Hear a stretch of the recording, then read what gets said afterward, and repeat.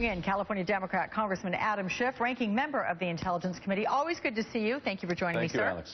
So you have been in favor of releasing these so-called 28 pages. That's a portion of the Bush administration inquiry into the September 11th attacks.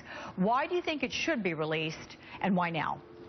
Well, I don't think it should have been classified in the first place. I usually want to err on the side of disclosing the most that we can to the American people. Tim Romer, who was one of the 9/11 commissioners, I think really summarized best what is involved in these 28 pages. It's like a police report in that it contains some facts, a lot of allegations, leads to be followed. And it's very important, Alex, to remember that the 9/11 Commission then followed up on these leads, did its investigation, not able to prove direct links to senior officials within the Saudi government. So I think it ought to be released because people's suspicions about what's there are probably worse than the actual facts. But it's just important, I think, to get out the information so people can make their own evaluations. And there may very well be things that we can gather new information on that wasn't available to the 9/11 Commission at the time.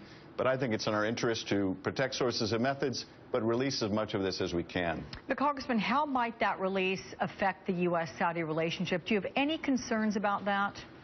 Well, I do have concerns about the relationship, certainly. I think it's at a low nadir in its multi-decade-long history. The Saudis have said in the past that they favor the release of these 28 pages. Now, it may be that they said that knowing that they weren't going to be released, but I think that there is a substantial degree to which the Saudis think that those pages are not as damning as people's suspicions are. And if they're released, it will give the Saudis a chance to directly rebut the allegations that are contained in them. So I think the pages are not as significant as some of the other issues that we're facing. In particular, there's a bill in Congress that would allow the 9/11 families to sue Saudi Arabia. That would strip away Saudi Arabia's immunity from suit. And do you support far more that? Consequential. Do you support that? Should that go forward? You know, I would like to see the families be able to pursue whatever relief from those responsible. The question, I think, is, Alex, can this bill be written in a way that doesn't simply open up the United States to having its sovereign immunity stripped away by other countries to be sued for the Iraq War, the violence in Afghanistan, a whole variety of other things potentially. So can it be written narrowly enough to avoid those kind of repercussions? And the short answer is I don't know.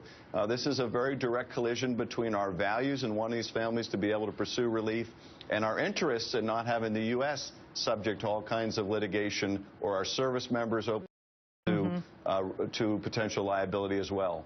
But in terms of repercussions, sir, you know that the Saudi government has lobbied against this bill. And the New York Times is reporting the Saudi foreign minister telling Washington lawmakers Saudi Arabia would be forced to sell up to $750 billion in assets here in the U.S. before they could be in danger of being frozen by American courts. Does that have the ring of a threat to you? Well, it's certainly a threat. Now, whether they could actually or would actually fall through with that, I think is probably unlikely. They would certainly have to sell those assets at a real discount.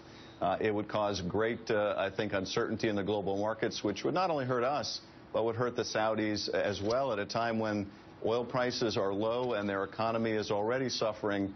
But it clearly is an indication of just how seriously the Saudis take this. But I think the bigger damage than economic will be the kind of body blow to the relationship. And while there are certainly profound differences in our view of the world and that of the Saudis, there are still some very significant interests, and they include containing Iran, fighting ISIS, trying to bring about an end to the war in Yemen, going after al-Qaeda in Yemen. We still have a lot of common interests with the Saudis that are going to bind our nations together, sometimes whether the citizens of both like it or not. We just have these profound common interests that have to be pursued in some part together.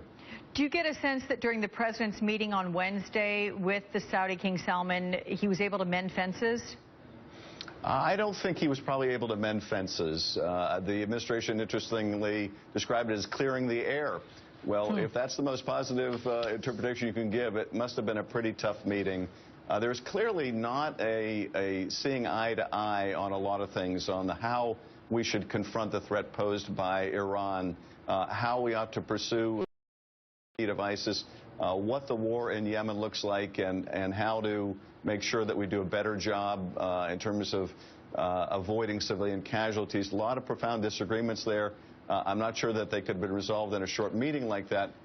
But I do think it's vitally important that this administration and the next work harder to continue to maintain a positive relationship with the Saudis because of those common interests that I mentioned. And part of that is merely a continuing dialogue, a showing of respect between the leadership of both countries.